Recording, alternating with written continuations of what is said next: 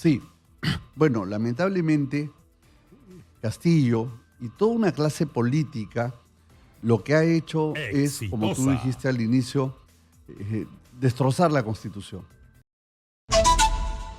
Fíjate, es un día interesante, ¿no? Se cumplen 2 años del intento de golpe de Pedro Castillo y hay quien lo defiende y hay quien lo cuestiona, ¿no? Hasta este momento. Yo soy una de las personas que lo cuestionó desde un primer momento, entendiendo de que no tenía las capacidades como para dirigir este país y el tiempo nos dio finalmente la razón, ¿no? Respecto a lo que hizo finalmente. Tú sabes que fue uno de los presidentes más dañinos para el país, puesto que destruyó la institucionalidad de este país.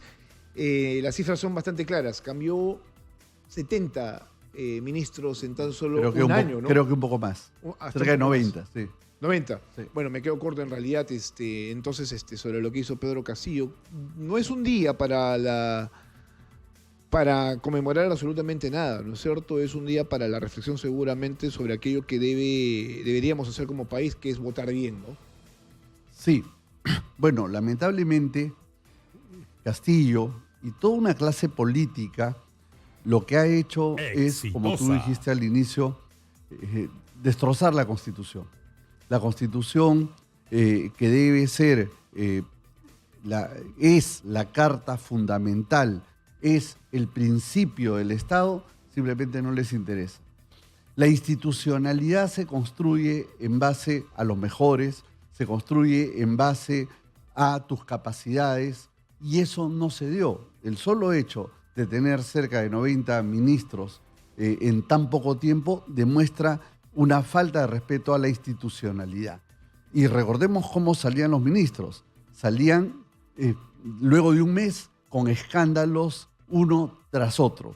Era más bien una repartija política de ministerios, de cargos públicos y total, termina esto, culmina en este lamentable hecho que implica una ruptura constitucional.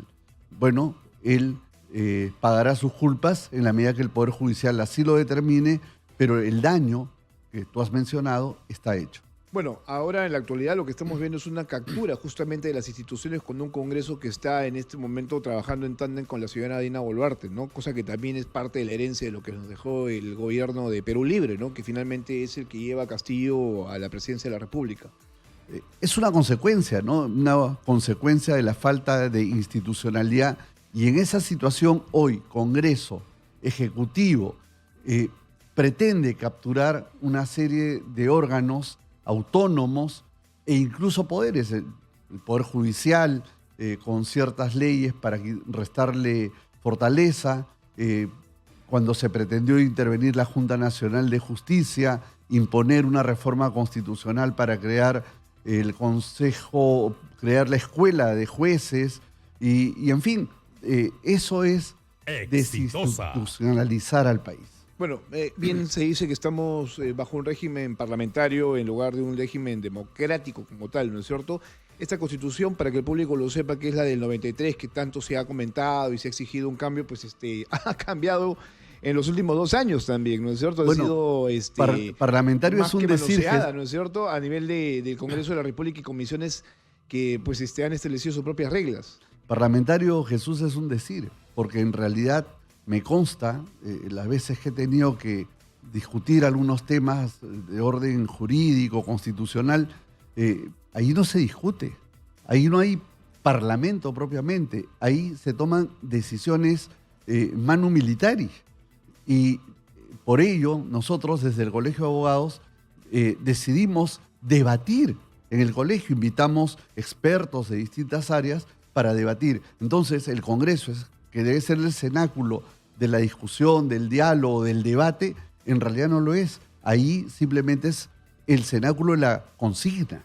Eso es lo que está sucediendo. Bueno, habría que explicarle al público que estamos hablando de Pedro Castillo, sí. Estamos tratando de dar un contexto respecto a lo dañino que fue para el Perú, pero también habría que decirle al público que es importante el hecho de hablar de nuestras instituciones, porque finalmente lo que uno busca es que éstas le sirvan al ciudadano y que los políticos no se sirvan de las instituciones para sus fines personales o partidarios, ¿no? Sí, por cierto, el ejemplo más claro de lo que tú estás diciendo es cuando votan esta ley de criminalidad organizada.